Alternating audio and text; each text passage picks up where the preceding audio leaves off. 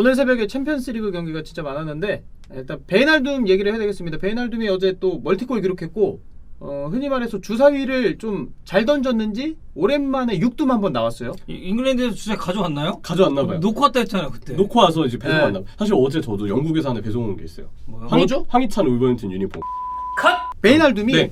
6둠이 떴고 2골 기록했는데 움직임 자체도 굉장히 좋았고 골 장면에서도 빛난 것도 있는데 그 전 움직임들도 굉장히 좋았어요. 그렇죠. 그래서 이날 베이날둠이 사실 파리 생제르맹 가서 내내 안 좋았어요. 그 솔직히 얘기하면 리버풀 마이년 때도 내내 안 좋았습니다. 제가 기억하기로 베이날둠이 3시즌 동안 리버풀에서 마지막에 도움이 하나도 없었어요. 리그에서. 심각하네. 심각하죠. 그 정도였구나. 근데 파리 가서도 그 폼이 그대로 나와서 우리가 역시 베이날둠이랑 재계약 안 하기 잘했다 이런 생각을 했는데 이날 경기는 또 잘했습니다. 그래서 네. 이유를 찾아봤어요. 근데 상대가 라이프치히잖아요. 그러면 하나 떠오른 게 있어요. 베이날둠 원래 중요 경기 때 클러치 능력 20입니다. 개 잘해요 중요 경기 때. 강팀만 만나면 이상하게 뒤집어져요. 예전에 막 아스날, 맨시티 이런 팀들 만나두고 되게 잘했었고 갑자기 그때 아스날 1617입니다. 4위 경쟁할 때 리버풀이랑 강팀인가요? 강팀 이었죠. 강팀이었다. 네, 강팀이지. 아스날 지금 좋아 분위기. 그래. 잘하더라. 진짜 잘하고 있어요. 어린애들 진짜 잘하더라 아스날. 그래. 네. 지금 이제 조금 올라오고 오고 있어요. 있어. 근데 그때는 이제 또 이제 강팀이었다. 진짜 왜냐면 챔스 경쟁 같이 하고 있었으니까. 근데 같이 경쟁하고 있을 때 마지막 그 미드즈브러전에도 챔스 진출권 걸려 있는 경기 선제권 얻었던 선수가 베이날둠이었어요. 근데 너무 좀 오래전이긴 하네요. 오래전이긴 하지. 1617이면은 한 5년? 지금 5년 전이잖아요. 그러면 비교적 최근의 중요 경기 골은 1819 바르셀로나전에 2골. 1819 3년 전 아니에요? 3년 전.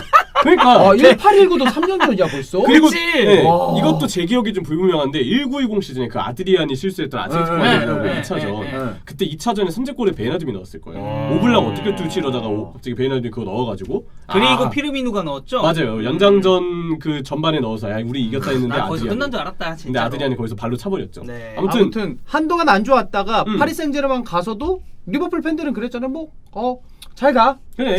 했고 파리 생제르맹에서 미안합니다. 마시려고 깠는데 예, 까버릴 뻔했네 진짜. 물이에요 그냥. 탄산수인가요? 탄산수예요. 이게 찐덕찐덕할 것 같은데 퇴근해도 됩니까? 전혀 안 찐덕찐덕하죠. 물인데. 네 아무튼 네. 그래서 베이날둠이 그런 중요 경기에서의 어떤 그 확실한 한방 이런 역량을 또 보여줬다. 리버풀에서도 보여줬던 것처럼 역시 강팀전 혹은 중요 경기 때 매우 강한 모습을 보여준 것 같습니다. 사실 이제 라인업은 지금 파리 생제르맹도 부상자가 좀 있어요. 그렇죠. 베라티 일단 엉덩이 근육 쪽 부상, 베라티는 또 다쳤어. 맨날 부상이냐. 파레데스 근육 부상, 메시 뭐 햄스트링 쪽 통증 크진 않다고 그래요. 그러니까 네. 어떻게 본다면 지금 부상 상황에서도 베이날둠이 해야 돼 뭔가. 해야 돼요. 남는 미드필더 쪽에서의 이 공격력 가지고 있는 애들을 고려해봤을 때 베이날둠이 그나마 좀 해답이에요 지금은. 중미 보세요. 다닐루 베이날둠 개이에요. 그러니까. 기본적으로 누가 봐도 좀 답답한 그런 중원이고 아니나 다를까 한 20분 정도까지 전반전에 진짜 라이프치히가 말 그대로 뚝갑했습니다. 여기서 골 넣었으면 라이프치히가 이겼을 거예요. 그런 생각이 들 정도로 파리가 되게 좀 험난한 시기를 초반에 겪었고 분위기를 이제 바꿔야 되는데 중앙 미드필드 쪽이 너무 투박하고 패스 능력이 없다 보니까 그쵸. 중원에서 패스가 공격진 쪽으로 안 나가요. 그러니까 지공이라 할 것이 나오지 않고 공격진에게 양질의 패스가 오지 않으니까 결국 이제 공격진의 네이마르와 같은 선수들의 퀄리티를 살리지 못하는 그런 이제 답답함도 있었고요. 이제 제시마치 라이프치히도 사실 지금 경기력이 되게 안 좋습니다. 그렇죠. 뭐 시즌 초반 챔피언스리그에서는 그냥 아예 거의 두드러 맞고 다녔으니까. 브리안트도 졌어요. 그럴 정도로 라이프치히는 지금 상황이 안 좋고 분데스리가에서도 일정이 최근에 좋아서 조금 올라오긴 했지만 마치 감독 부임하고 지금 정말 라이프치히는 좀 안 좋거든요. 근데 이 팀에게도 경기력이 밀렸다는 건 게다가 이런 선수들을 가지고 밀렸다는 건 다시 한번 포체티노에 대해서 답답함을 느낄 만한.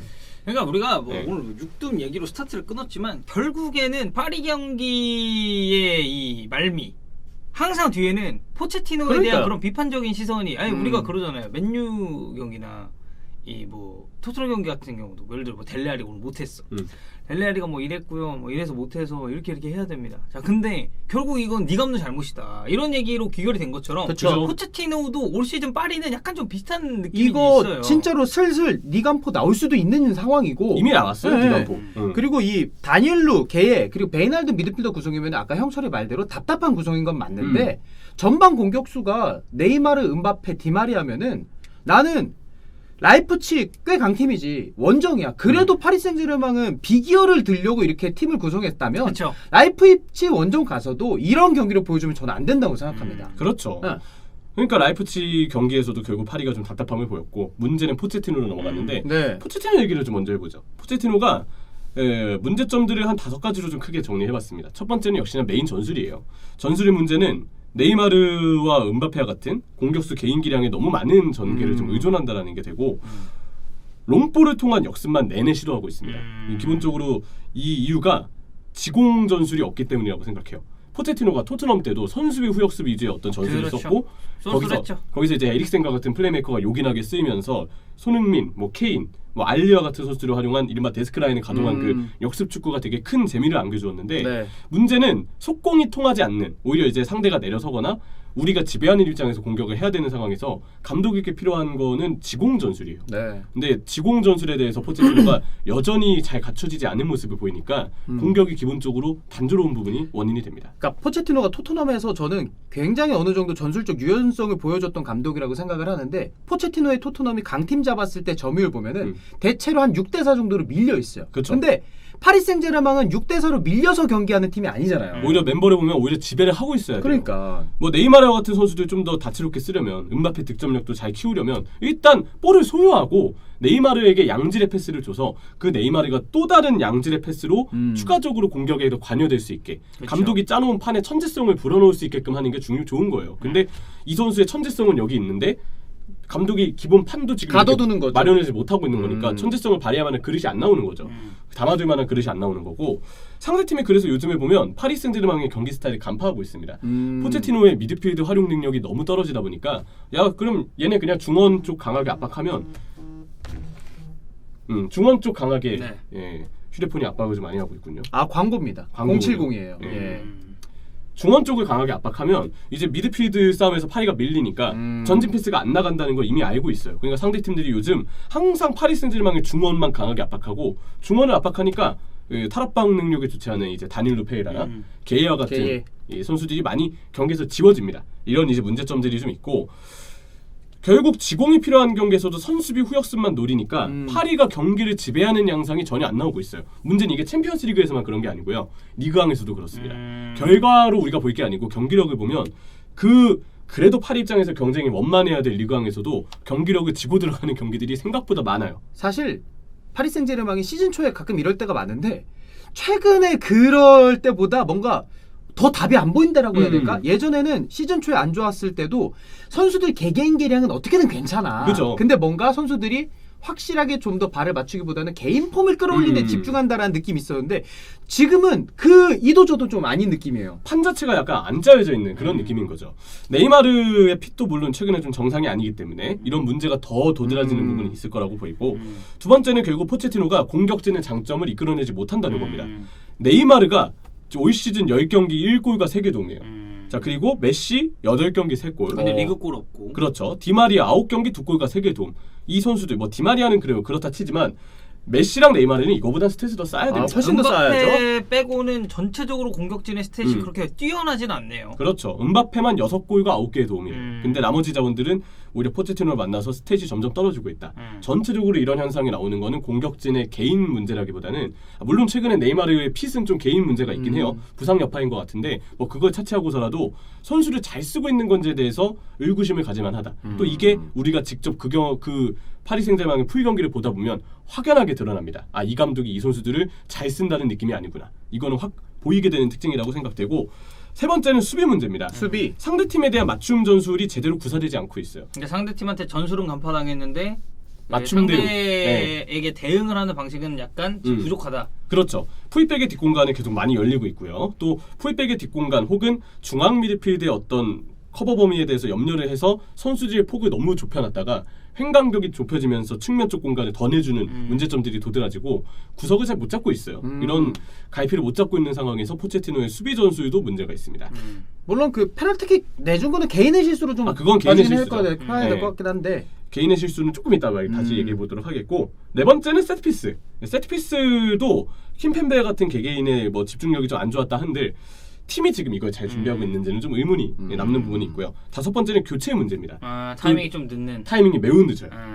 이번에 마치가 1대2로 지고 있을 때 공격 숫자를 계속 늘리면서 이제 공격을 강화했거든요. 맞아요. 근데 마치가 이 선택을 계속 하는데 여기에 대해서 포체티노가 대응하는 교체는 전혀 없었습니다. 그랬기 때문에 결국 상대에 대한 대응 없이 파리는 그냥 아나무인하게 자기 진영만 신경 쓰고 있었고 자기 진영에 대한 신경을 덜 쓰고 있었고 라이프치히가 오히려 공격을 늘린 결과 마지막에는 동점골을 넣는데 성공을 했죠. 그러니까 상대가 공격 강화하고 조급해하는 상황에 포체티노는 뭘 하고 있었느냐 이거 팬들 입장에서는 얘기를 할 만합니다. 하지만 결과는 11승 3무 1패예요. 그러니까 지금 시즌 출연 동안 패배가 한 번밖에 없다는 얘기 아니에요? 네, 슈퍼컵 제외하면 한 번밖에 없습니다.